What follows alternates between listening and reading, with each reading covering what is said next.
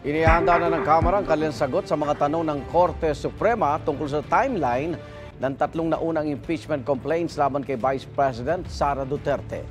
Kaugnay ito sa petisyon ng bise na ipawalang bisa ang ika-4 na impeachment complaint dahil dumabag-a niya ito sa one-year bar rule. May unang balita si Tina Panganiban Perez.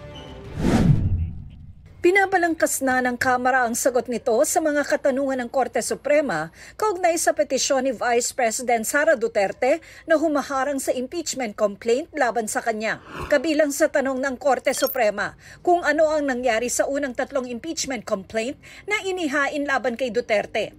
Matatanda ang magkakasunod na inihain ng tatlong impeachment complaint na hindi na gumalaw hanggang sa umarangkadang ika-4 na impeachment complaint noong February 2025. Sabi ni Manila Representative Joel Chua, isa sa House Impeachment Prosecutors, sinunod daw ng Kamara ang konstitusyon, ang rules on impeachment at mga dating desisyon ng Korte Suprema, lalo na sa one-year bar rule na nagbabawal sa mahigit isang initiated impeachment complaint sa isang impeachable official sa loob ng isang taon. Ang tinutukoy na jurisprudence ni Chua ay ang desisyon ng Korte Suprema sa dalawang kasong kumwestiyon sa impeachment complaint laban kina Chief Justice Hilario Davide at Ombudsman Merceditas Gutierrez. Dito inilatag ng Korte Suprema kung ano ang ibig sabihin ng pag-initiate ng isang impeachment complaint na siyang basehan ng one-year bar rule. Una, ng filing ng verified complaint at pag-refer sa House Justice Committee for action. No? Ito po yung supposedly dapat nangyari sa unang tatlo na mga impeachment complaints. Pero hindi po ito nangyari. There was no referral to the House Committee on Justice.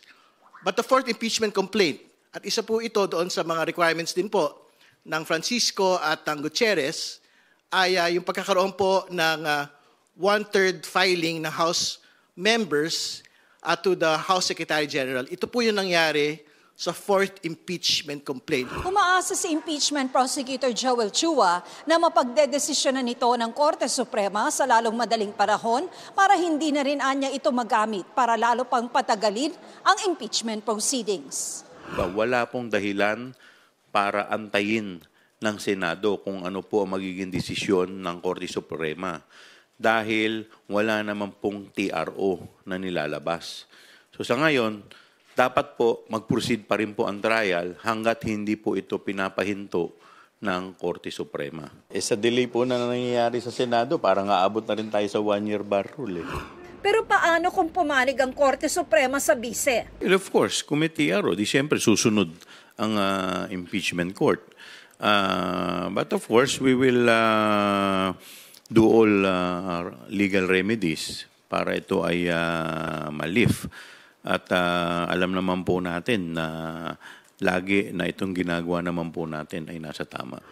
Ang articles of impeachment, pwede naman daw ihain ulit matapos ang one-year bar. Wala namang violation eh. Ang pinagbabawal lamang is yung period. So pwede, as is. Yes. Ito ang unang balita. Tina Panganiban Perez para sa GMA Integrated News. Igan, mauna ka sa mga balita, mag-subscribe na sa GMA Integrated News sa YouTube para sa iba't ibang ulat sa ating bansa.